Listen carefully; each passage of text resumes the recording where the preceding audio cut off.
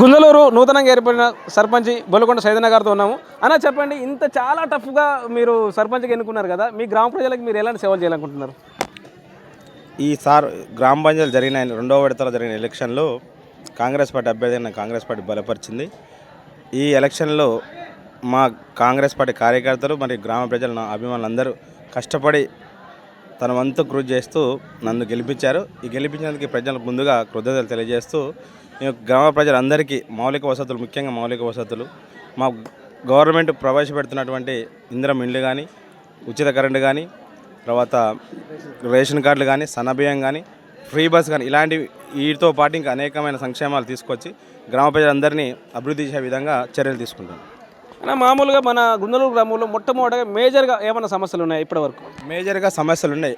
ముఖ్యంగా కొన్ని గ్రామాలకు పోయే రోడ్లు ఉన్నాయి, లింక్ రోడ్లు ఉన్నాయి. ఒకటి ముఖ్యంగా యాదవులు ఉంటారు, మొత్తం యాదవులు ఉంటారు, అక్కడ వ్యవసాయ భూములకు వెళ్తారు. అటు నుంచి అటు రంగాయగూడెం వెళ్ళే రోడ్డు ఉంది, దాన్ని పూర్తిగా ధ్వంసం అయిపోయింది. దాదాపు అప్పుడు 20 సంవత్సరాల క్రితం వేసినప్పుడు మెటల్ రోడ్ వేసి తప్ప మళ్ళీ దాని నుంచి ఒక 30 మట్టి పోసిన పాపన ఒక్కటి పోలేదు. గత బీఆర్ఎస్ ప్రభుత్వంలో ఇంతవరకు కనీసం 30 మట్టి కూడా పోసిన పాపన పోలేదు. దాన్ని పూర్తిగా మేము దాన్ని పరిశీలించిన. నేను ప్రచారం తిరిగేటప్పుడు కొన్ని సందర్భాలలో మా బంధువులు చనిపోతే పోయాను. అప్పుడు చూసాను, మరీ అధ్వానంగా అంటే అధ్వానంగా ఉంది. దాన్ని ఫస్ట్ నా ఏమైందంటే ఫస్ట్ ఆ రోడ్ని నేను ఛాలెంజ్ తీసుకొని మా గవర్నమెంట్ మినిస్టర్ గారిని, మా వైనారెడ్డి గారిని, సర్వోత్తమ రెడ్డి గారిని అందరితో దృష్టి తీసుకెళ్ళి వాళ్ళు ఆల్రెడీ వాళ్ళ దృష్టి తీసుకొచ్చిన ప్రచారం వచ్చినప్పుడు కూడా వాళ్ళు మాకు హామీ ఇచ్చారు. తప్పకుండా మేజర్గా దాన్ని అదొకటి చేస్తాం. తర్వాత గుంజలూరు నుంచి తిరుమలగిరి పోయే రోడ్డు, ఒక రోడ్డు, అది కూడా సేమ్ అట్లే ఉంది. ముఖ్యంగా మా గుంజలూరు నుంచి మాదారం పోయే రోడ్లు అంతా ఇటు గ్రామస్తులు, మా పెరకాసు గౌడ్స్ చాలామంది ఉంటారు.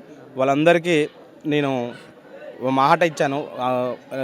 ఎలక్షన్లో తిరిగేటప్పుడు వారికి మాట ఇచ్చి కంపల్సరీ వాళ్ళందరూ రైతుల సహకారం తీసుకొని 6 రోడ్లు 3 రోడ్లకు నేను పర్మిషన్ తీసుకుని ఆల్రెడీ అన్నీ వేయించే విధంగా కృషి చేస్తాను. ఇవే మేజర్గా ఉన్నాయి. ఇంకోటి గ్రామంలో గ్రంథాలయం ఒకటి గతంలో కోఆప్షన్ మెంబర్లు తెలంగాణ గవర్నమెంట్ ప్రవేశపెట్టింది 3. దాంట్లో ఒకళ్ళు రిటైర్డ్ ఎంప్లాయ్ టీచర్ కానీ నేను ఎంప్లాయ్. ఇదే విధంగా ఊరికి స్వచ్ఛంద సేవా సంస్థ చేసే వాళ్ళకు ఒకళ్ళకు ఇంకా మొత్తం 3కి ఇచ్చింది. దాంట్లో ఒక ఆయన పుల్లయ్యగౌడ్ అని అమ్మనాన్న గ్రామ సేవా సమితి వ్యవస్థాపక అధ్యక్షులు, ఆయన ముందుకొచ్చి గ్రంథాలయం కొరకు ఒక కుంట భూమి ఇస్తున్నాడు. దాన్ని తీసుకుని దానికి మొన్న మాట్లాడి మీకు అన్న విధంగా, మీకు మాట ఇచ్చిన విధంగా మీకు గ్రామ పంచాయతీ హ్యాండ్ ఓవర్ చేస్తాను. దాంతోపాటు నేను నిర్మాణానికి కూడా కొంత సహకరిస్తానని వాళ్ళు ముందుకొచ్చారు. అన్ని తీసుకుని గ్రంథాలయం కూడా నిర్మిస్తాం. ఇంకా అనేక రకమైన పశువుల దవాఖాలు కానీ ఇంకేమైనా ఇతరత్ర ఉంటే, ముఖ్యంగా పారిశుద్ధ్యం మీద కూడా ఎలాంటి ప్రజలకు దోమలకు కానీ ఇట్లాంటి వ్యాధులు రాకుండా ప్రబలంగా ముందు జాగ్రత్తలు తీసుకుంటాం. అంటే మేము వచ్చేటప్పుడు కొన్ని రోడ్లలో చూసినా, నేను ఓన్లీ సీసీ రోడ్లు అయితే వేసారు కానీ దాని సైడ్ కాలంలో ఏమి లేవు. అవి ఏమన్నా మనకి? అవునన్నా, 10 సంవత్సరాల పాలన జస్ట్ రోడ్లు వేసి, అది కూడా నాణ్యత రోడ్లు వేసారు. ఏదో బిల్లుల కోసం కాంట్రాక్ట్లో వాళ్ళు చేతులు దులుపుకొని ఉన్నారు, కమిషన్ల కోసం తీసుకొని రోడ్లు చేసారు తప్ప అభివృద్ధి కోసం స్టాండర్డ్గా గతంలో ఇప్పుడు మెయిన్ రోడ్ చూడండి, ఈ చివరి నుంచి ఆ చివరి వరకు దాదాపు ఒక 20 సంవత్సరాల కింద వేసిన రోడ్డు. ఆ రోడ్డు చూడండి, ఇప్పుడు వేసిన రోడ్డు చూడండి, చాలా నాణ్యత గల రోడ్డు అది. ఇప్పుడు మామూలుగా ఏదో పైన చేతులు దులుపుకొని వేశారు తప్ప ఎలాంటి నాణ్యత లేదు. అట్లా కాకుండా సైడ్ డ్రైన్లు అన్ని రకాలుగా మేము చర్యలు చేపడతాం. అన్న మన మామూలుగా నేను వచ్చేటప్పుడు చూసినాం, గుంజలూరు అంటే చాలా పెద్దగా ఉంది. అంటే అక్కడ నుంచి స్టార్ట్ ఉంటే మళ్ళీ ఎండింగ్ వరకు చూస్తే చాలా పెద్ద మేజర్ గ్రామ పంచాయతీ.